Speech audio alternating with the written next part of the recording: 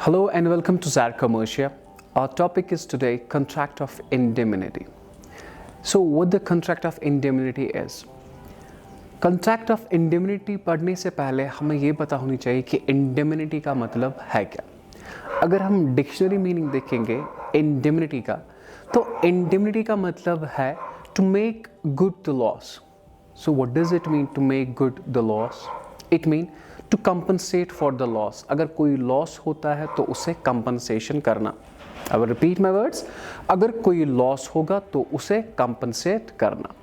Now contract of indemnity. Contract of indemnity section 124 and 125 में define किया गया है इंडियन कंट्रैक्ट एक्ट में. सो कंट्रैक्ट ऑफ इंडेमनिटी होता क्या है? तो सबसे पहले इसमें दो पार्टीज होती है. एक तो होता है जो प्रॉमिस करता है और जिसे प्रॉमिस किया जाता है. Promiser and promisee, yeah, you can say indemnifier or indemnified. मैंने कहा contract of indemnity में दो parties होती है. The first one is indemnifier and the second one is indemnity holder or indemnified. Sir, but what is contract of indemnity? ये एक ऐसा contract होता है जिसमें एक इंसान दूसरे इंसान को कहता है अगर आपको लॉस होगा तो कंपनसेट मैं करूंगा. इसमें क्या जाता है?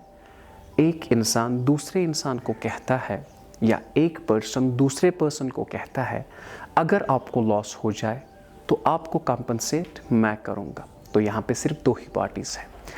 तो contract of indemnity, A contract by which one party promises to save the other from loss caused to him by the conduct of the promiser himself. अगर आपको लॉस हुआ मेरी वजह से, let me repeat my words, अगर आपको loss हुआ मेरी वजह से I will compensate, या किसी और की वजह से I will compensate.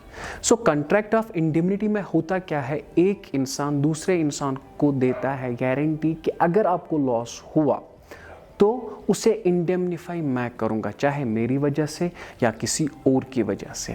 A contract by which one party promises to save the other from loss caused to him by the conduct of the promiser himself or by the conduct of any other person is called the contract of indemnity.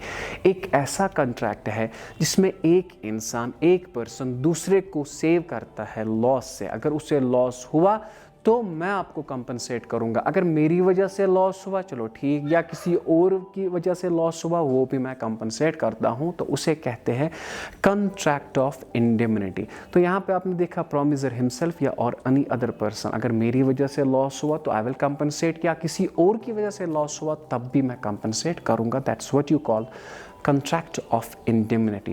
So a contract by which one party promises to save the other from loss caused to him by the conduct of the promiser himself or by the conduct of any other person, that's what you call contract of indemnity.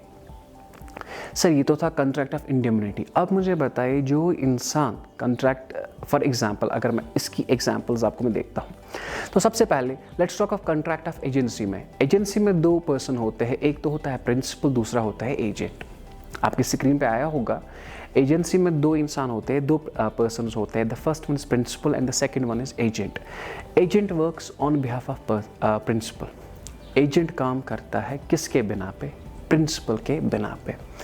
So principles for example कुछ goods send करता है agent को, agent बेचता है. अगर agent को कोई loss होगा तो उसे कौन कंपनसेट करेगा? प्रिंसिपल. तो यहाँ पे प्रिंसिपल उसे इंडेमनिफाई कर रहा है. तो मैं फिर से बता रहा हूँ, एजेंट को अगर कोई लॉस होगा तो उसे कौन कंपनसेट करेगा? Principal. That's what you called contract of indemnity. तो पहली एग्जांपल मैंने कही कंट्रैक्ट ऑफ एजेंसी में सबसे पहला जो है वो है प्रिंसिपल. प्रिंसिपल कंपनसेट करता है किसे? एजेंट को. सो कंट्रैक्ट ऑफ इंडेमनिटी होता क्या है? जिसमें एक पार्टी दूसरे पार्टी को कंपनसेट करती है अगर आपको लॉस हुआ. तो मैंने कहा कंट्रैक्ट ऑफ एजेंसी में दो पार्टीज होती है, एक तो होता है प्रिंसिपल, दूसरा होता है एजेंट. अगर एजेंट को कोई लॉस हुआ गुड्स में तो प्रिंसिपल कहता है don't worry I am here, I will compensate for your loss. ठीक है.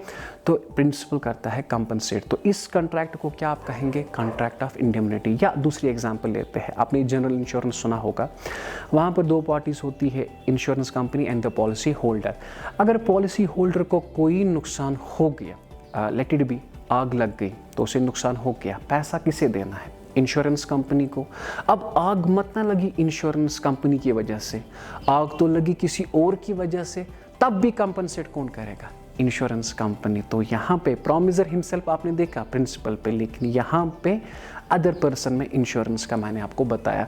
सो a contract by which one party promises to save the other from loss caused to him by the conduct of the promisor himself. Agency में आपने देखा principal ने कहा था अगर कोई लॉस होगा मैं कंपनसेट करूंगा, तो आपने देखा प्रॉमिसर हिमसेल्फ। और bye the conduct of any other person, conduct of any other person, that's what you call the contract of indemnity।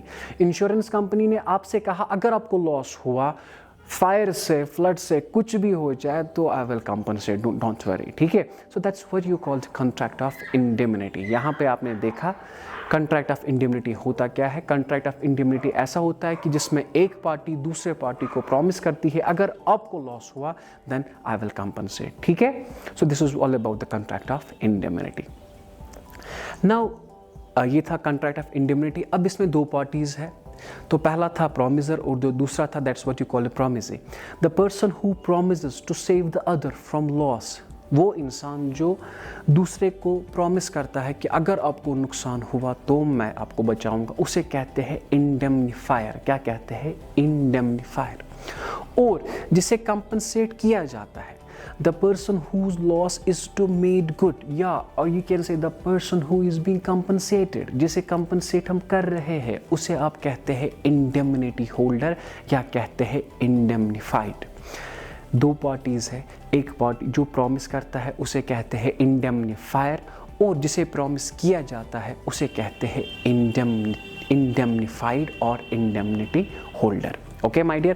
Now this was all about the contract of indemnity. Now let's move towards its essentials. So essential, सबसे पहले essential क्या है, तो मुझे बता दीजिए इसमें सबसे पहले कितनी पार्टीज होती है। सर दो। Sir there are two parties. For the formation of the contract, there must be two parties. The person who promises to save the other is called indemnifier, जो कि अभी पढ़ा।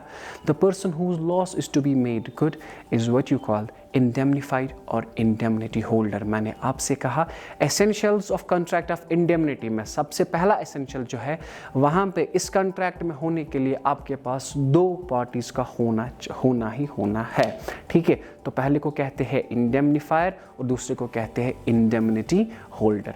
Okay my dear. नाउ पहला point था essentials में दो parties होनी चाहिए, ठीक है। Now second one is essentials of contract of indemnity में जो दूसरा पॉइंट है liability। The liability of the indemnifier is primary by nature। अगर indemnity holder को कोई नुकसान हुआ तो वो किसे देना है, वो यकीनन प्रॉमिसर को देना है, बिकॉज उसने उसे प्रॉमिस किया कि अगर आपको कोई लॉस हुआ देन वी विल कंपनसेट। तो यहाँ पे अगर कोई भी नुकसान इंडेमनिटी होल्डर को हुआ तो वो लॉस कौन देगा, इंडेमनिफायर। तो दैट्स वाई मैंने यहाँ पे लिखा है the liability of the indemnifier is primary by nature. Okay my dear. Now the next is essentials of valid contract. हर एक एसेंशियल जो कि कॉन्ट्रैक्ट में जाने के लिए ज़रूरी है, सबसे पहले फ्री कंसेंट है, कंसिडरेशन है, लॉफुल ऑब्जेक्ट है, कॉम्पिटेंसी ऑफ द पार्टीज और necessary to form this kind of contract. याद रखना legality, that's most important point. किसी भी कॉन्ट्रैक्ट में जाने के लिए लीगैलिटी होनी चाहिए। यहाँ पे मैं कह रहा हूँ जितने भी एसेंशियल्स ऑफ वैलिड कॉन्ट्रैक्ट है वो सारे के सारे पॉइंट्स यहाँ पे होनी चाहिए। It's also as same as other contract. आपने बेरमेंट पढ़ा, वहाँ पर भी ये पॉइंट था आपने, because you are saying contract when you are talking of contract because it must possess all the essentials of contract. So ये पॉइंट मैंने यहाँ पे रखा, एसेंशियल्स ऑफ वैलिड कॉन्ट्रैक्ट यहाँ पे होना ही होना चाहिए। तीन पॉइंट्स आपने पढ़े, टू पार्टीज और जो दूसरा था वो था लाइबिलिटी और तीसरा जो क्या है वो है essentials of valid contract. Okay, my dear. Now, form of contract. ये contract, the contract of indemnity may be made in writing. या तो आप लिख के रख सकते हो या by the words of mouth, that is expressed और implied contract। ये कौन सा contract आप कैसे बना सकते हो, या तो written में या तो words of mouth में, या तो express या implied contract। Okay, my dear, this is the form of contract। And after that, motive क्या होता है? Indemnity is a contract whereby the loss of other is compensated. The basic intention of such contract is to indemnify the promisee from the loss so cost. यहाँ पे क्या होता है, जो main motive होता है, अगर प्रोमिसी को नुकसान हुआ तो उसे कंपनसेट करना. सो ये यहाँ का मेन मकसद होता है. जो मेन मोटिव होता है essentials of contract of indemnity में एक है, जो मेन मोटिव है कि अगर प्रोमिसी को, आई मीन टू से इंडेमनिटी होल्डर को कोई नुकसान हुआ तो उसे कंपनसेट करना. सो ये यहाँ का मेन मोटिव है. Okay my dear, and these are the main points of essentials of contract of indemnity. I hope कि आपको समझ आया होगा. सो contract of indemnity मैंने क्या कहा था?